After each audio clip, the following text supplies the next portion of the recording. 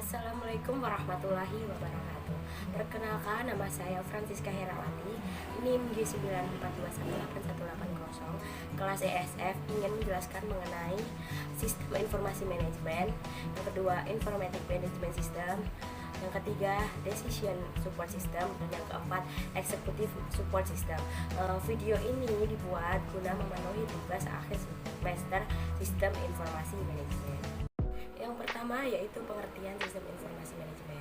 Jadi sistem informasi manajemen yaitu sistem yang dibutuhkan sebuah organisasi dengan pengelolaan seluruh transaksi yang mendukung fungsi manajemen dalam pengambilan sebuah keputusan. Dan manfaat dari SIM itu sendiri yaitu yang pertama, sistem informasi manajemen meliputi metode dan upaya terorganisasi dalam menjalankan fungsi pengumpulan data baik dari dalam ataupun dari luar organisasi itu. Yang kedua yaitu mempergunakan komputer dalam prosesnya untuk menghasilkan lalu menyajikan informasi kekinian, akurat, tepat, dan cepat untuk sebuah pihak yang berkepentingan dalam pengambilan keputusan sebuah sistem informasi manajemen. Yang ketiga yaitu menjamin tersedianya kualitas dan keterampilan dalam memanfaatkan sistem informasi secara kritis. Yang keempat yaitu mengembangkan proses perencanaan yang efektif, dan yang terakhir yaitu mengidentifikasi kebutuhan akan keterampilan pendukung sistem informasi manajemen. Nah, contoh dari sistem informasi manajemen yaitu Enterprise Resource Planning ataupun ERP. Untuk sistem ini sangat sering digunakan oleh perusahaan besar. Tidak menuntut kemungkinan perusahaan kecil maupun rintisan juga dapat menggunakan sistem ini. ERP sendiri digunakan untuk manajemen dan mengelola data integrasi antar unit dalam sebuah perusahaan. Selanjutnya yaitu Informatic Management System atau biasa disebut IMS. IMS berfungsi untuk mendukung tugas-tugas dalam organisasi yang juga dapat digunakan untuk membantu menganalisa pembuatan keputusan.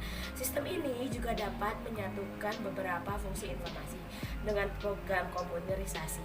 Dunia perhotelan juga mengaplikasikan sistem informasi tersebut, diantaranya menggunakan program aplikasi ataupun software reservasi hotel sederhana. Nah, contoh dari penggunaan IMS sendiri yaitu berupa Customer Relationship Management atau CRM. CRM menyimpan berbagai informasi mengenai pelanggan, meliputi penjualan, kontak, peluang pendapatan yang diperoleh departemen pemasaran, layanan pelanggan, business analyst, dan tim penjualan akan sering untuk menggunakan sistem CRM. Selanjutnya adalah Decision Support System, merupakan bagian dari sistem informasi berbasis perangkat lunak komputer, termasuk sistem berbasis manajemen pengetahuan yang digunakan untuk mendukung pengambilan keputusan di dalam suatu organisasi ataupun perusahaan. Decision Support System (DSS) ini atau bisa juga disebut sistem pendukung keputusan adalah sistem yang bertujuan untuk membantu manajer dalam mengambil keputusan dengan cara mengakses sebagian besar informasi yang dihasilkan dari berbagai sistem informasi yang terkait. Dalam proses bisnis organisasi seperti sistem otomatis kantor, sistem pemrosesan transaksi, dan lain-lainnya. Tahapan DSS yaitu yang pertama fase intelijensi, yaitu kegiatan yang umumnya akan menekan pada identifikasi suatu dan juga peluang serta masalah yang ada. Yang kedua yaitu fase desain. Fase desain adalah proses penemuan atau pengembangan serta menganalisis tindakan yang memang harus dilakukan. Yang ketiga yaitu fase pilihan atau adalah suatu kegiatan dalam mengambil keputusan secara lebih kritis. Yang keempat yaitu fase implementasi. Dilakukan agar bisa memastikan solusi yang sudah dipilih direkomendasikan agar bisa bekerja dengan baik tanpa memerlukan implementasi dari suatu sistem komputer. Contoh dari penerapan DSS diantaranya yaitu pada marketplace Bukalapak yang memberi award lapak terbaik kepada pelapaknya. Pemilihan dilakukan dengan perhitungan matematis sesuai kriteria yang dilakukan sebelumnya. Ini sangatlah cocok untuk dikembangkan dengan DSS yang memiliki kriteria dan alternatif sebagai salah satu komponen yang menopang sistem. Dengan penerapan DSS akan membantu pengambilan keputusan dan penjelasan yang terakhir yaitu mengenai Executive Support System atau sistem pendukung eksekutif, yaitu sebuah sistem yang digunakan oleh para senior atau manajer atau eksekutif sebagai perusahaan atau organisasi untuk memberikan dukungan terhadap keputusan yang tidak terprogram dalam manajemen strategis. Informasi ini sering bersifat eksternal, tidak terstruktur, dan bahkan tidak pasti. Lingkup dan konteks informasi yang tepat seringkali tidak diketahui sebelumnya. Informasi diberikan eksekutif oleh eksekutif support system antara lain yaitu informasi pasar, informasi teknologi, dan yang terakhir informasi investasi.